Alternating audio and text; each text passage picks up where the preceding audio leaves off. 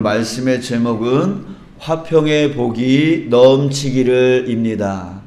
네, 간절히 바라기는 여러분들 안에 화평의 복이 넘치길 축복합니다. 아멘. 자, 그래요. 왜 우리가 화평의 복이 넘칠 수 있냐면 바로 하나님이 화평의 하나님이시기 때문입니다. 오늘 시편 저자도 8절에서 화평의 하나님을 말하고 있습니다.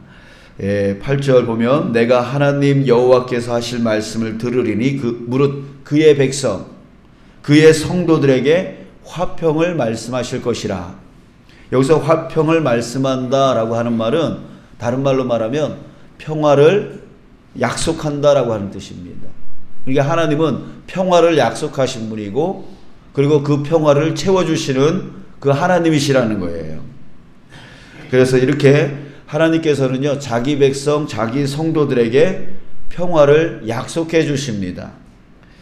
그 주실 평화가 무엇이냐면 10절, 12절에서 보여주고 있는데요. 바로 10절에 보면 인애와 진리가 나오는데 그 인애는 바로 하나님의 긍휼, 하나님의 사랑 이것이고 진리는 하나님의 신실하심입니다.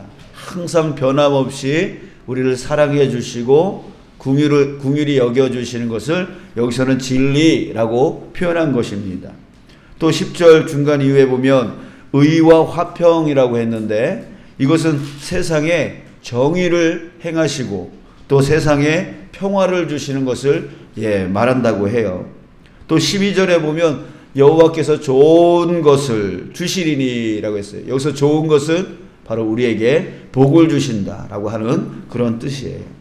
자, 그런데 하나님의 백성인 이스라엘은 한때 이 하나님이 주시는 이 평화를 잃어버렸었을 때가 있었습니다.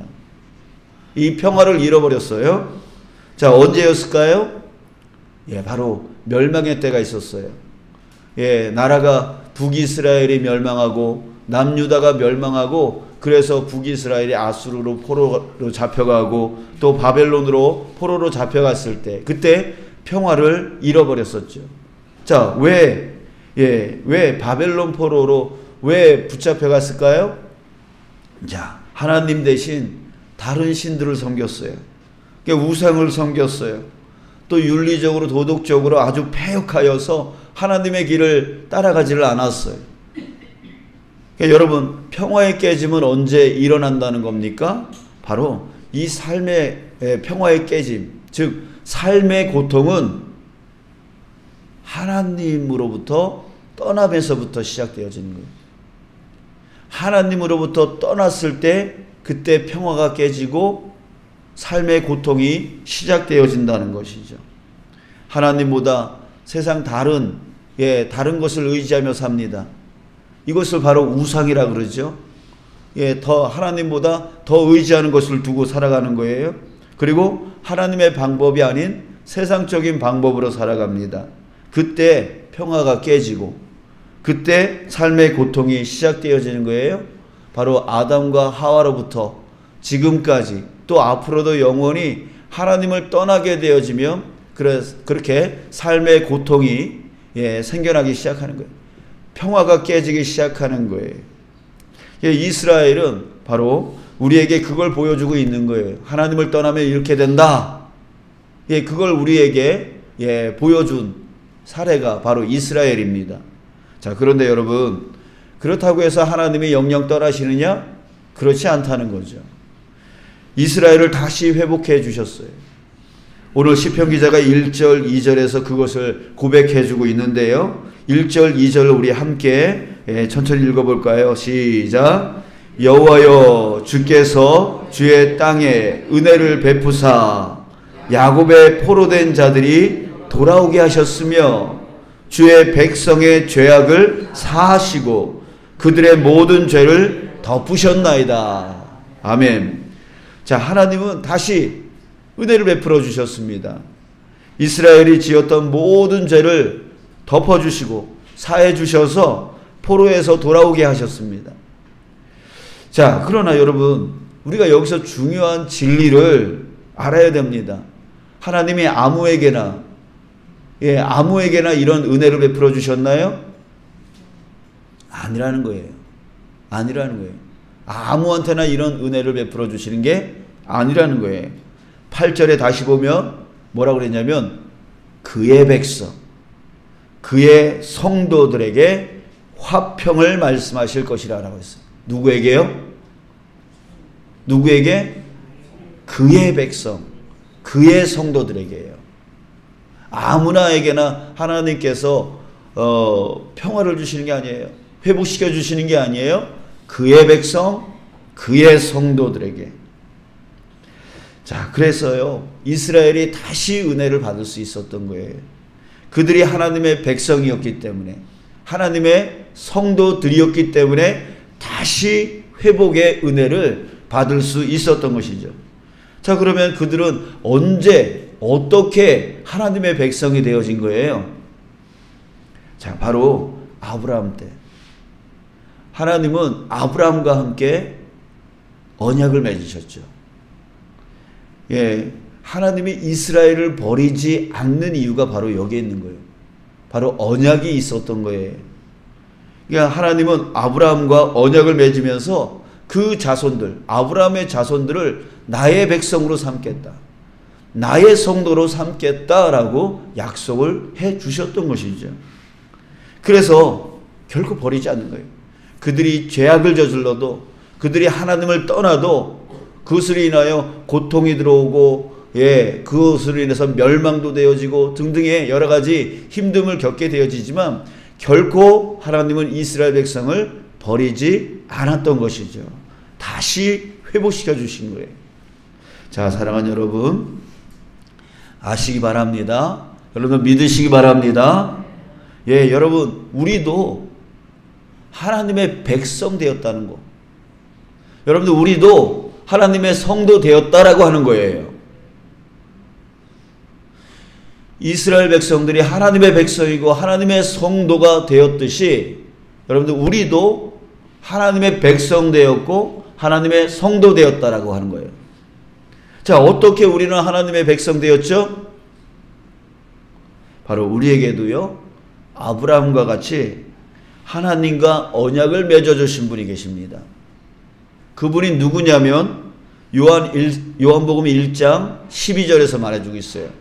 영접하는 자, 곧 그 이름을 믿는 자들에게는 하나님의 자녀가 되는 권세를 주셨으니. 자, 여러분, 영접하는 자, 곧 그 이름을 믿는 자, 그 이름이 누구입니까?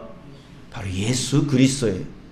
그 예수 그리스도, 예수 그리스도를 믿는 자는 하나님의 자녀가 되어진대요. 바로 우리는요, 예수님을 믿음을 통해서 하나님의 백성이 되었던 거예요. 이제 하나님의 은혜가 결코 우리를 떠나지 않는다는 거예요. 예수 그리스도가 내 안에 있으면 우리에게 하나님의 은혜가 결코 떠나지 않아요. 그러나 우리는 하나님보다 자기가 주인 되어서 살아갈 때가 많죠. 믿음이 연약해서 가정에서나 일터에서 하나님을 멀리하고 세상을 의지하고 세상적인 방법을 살아갈 때가 있습니다.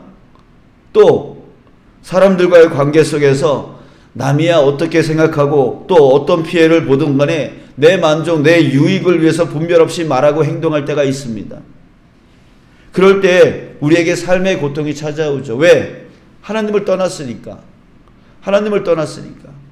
하나님의 방법으로 살지 않으니까, 하나님을 따라가지 않으니까 삶의 고통이 생겨요. 관계에 문제가 생기고, 갈등이 생기고, 다툼이 생기고, 상처가 생기고, 분열이 생기고, 이런 문제들이 계속 생겨요. 하나님을 떠나서 믿음 없이 살아가고 있으니까. 왜? 자, 그래요. 하나님을 멀리 떨어졌으니까. 자, 그러나 여러분, 염려하지 마시기 바랍니다. 우리에게는 우리를 위해서 하나님과 언약 맺어주신 분이 계시다는 거죠. 그분이 누구라고요? 바로 예수 그리스도. 예수 그리스도. 그 예수님을 꼭 붙들고 있으면 그 언약은 결코 깨지지 않는다는 거예요. 하나님은 결코 우리를 버리지 않는다는 거예요.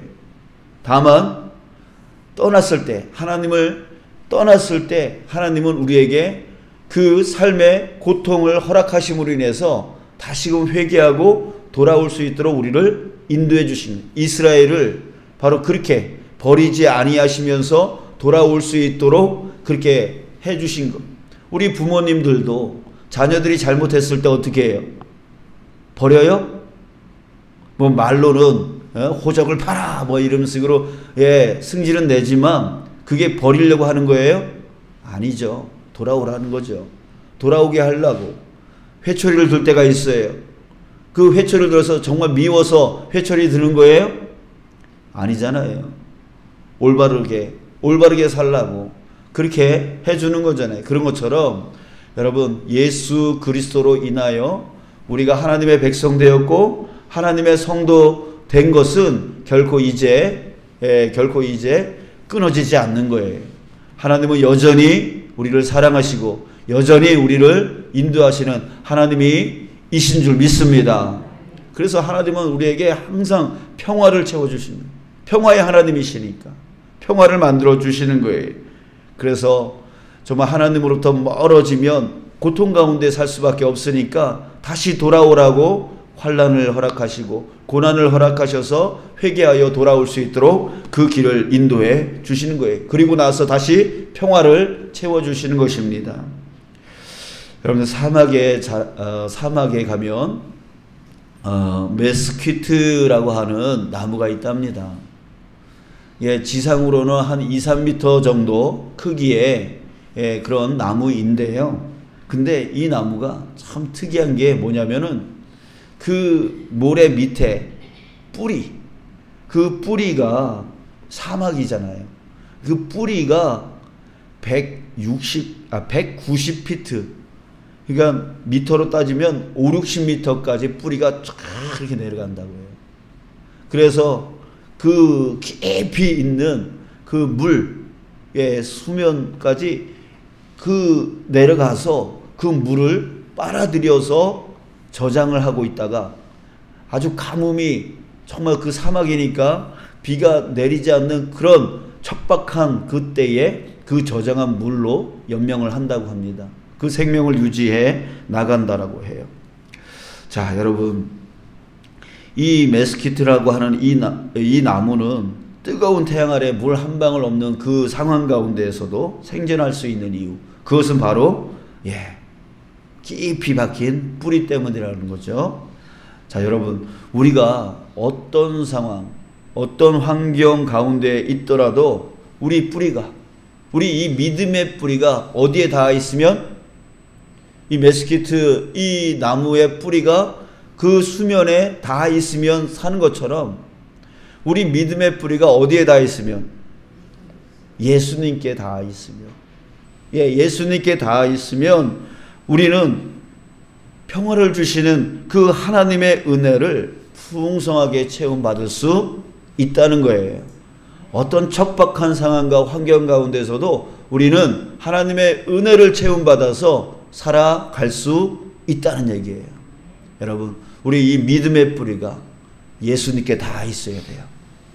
어떤 상황, 어떤 어려움, 어떤 바쁨, 어떤 우리를 방해하는 어떤 유혹이 있더라도 우리 믿음의 뿌리가 예수님께 다 있으면 우리는 하나님의 은혜를 어떤 상황 가운데서도 그 평화를 채워주시는 그 하나님의 은혜가 우리에게 채워질 수 있는 것입니다. 여러분들, 가장 좋은 삶은 어떤 삶일까요? 바로 항상 예수님을 놓치지 않고 따라가는 삶일 겁니다. 그렇게 되어질 때 하나님의 은혜가 계속 채워질 수 있는 것이니까요. 자, 여러분, 그러기 위해서 여러분들에게 오늘 이 하루 동안에 이 말씀을 묵상하자라고 권유하고 싶습니다. 이 말씀은 무슨 말씀이냐면 예수님을 놓치지 않고 살아가는 방법을 예수님께서 우리에게 가르쳐 주신 말씀입니다. 우리가 너무나 잘 알고 있는 마태복음 16장 24절 말씀인데요. 여러분들, 오늘 하루 동안에 이 말씀을 묵상하고 또 묵상하면서 예수님 놓치지 않는 삶을 살아야 되겠다, 이런 결단으로 살아가길 원합니다. 이 말씀은 무슨 말씀이냐면, 이에 예수께서 제자들에게 이르시되 누구든지 나를 따라오려거든 누구든지 나를 따라오려거든. 예수님을 놓치지 아니하려면 자기를 부인하고 자기 십자가를 지고 나를 따를 것이니라. 자, 여러분, 내가 예수님을 놓치지 아니하고 내 믿음의 뿌리가 예수님께 항상 닿아서 살아가기 위해서 예수님께서 우리에게 가르쳐 주신 방법입니다. 나를 따라오려거든 자기를 부인하고 자기 십자가를 지고 나를 따를 것이니라. 여러분, 나는 무엇을 부인하며 살아가야 되는지, 또한 주님께서 나에게 맡겨주신 십자가는 무엇인지, 그것을 나는 어떻게 짊어지고 이 나머지 생을 끝까지 살아가야 되는지, 이것을 오늘 하루 동안에 정말 깊이 묵상하시면서 예수님 놓치지 않는 삶을 내가 끝까지 살아가리라, 그런 결단이 서는 오늘 하루 되어지기를. 그래서 우리의 나머지 인생이 정말 예수님을 놓치지 않으며 살아가는 삶이 되어지기를 주님의 이름으로 간절히 축복합니다.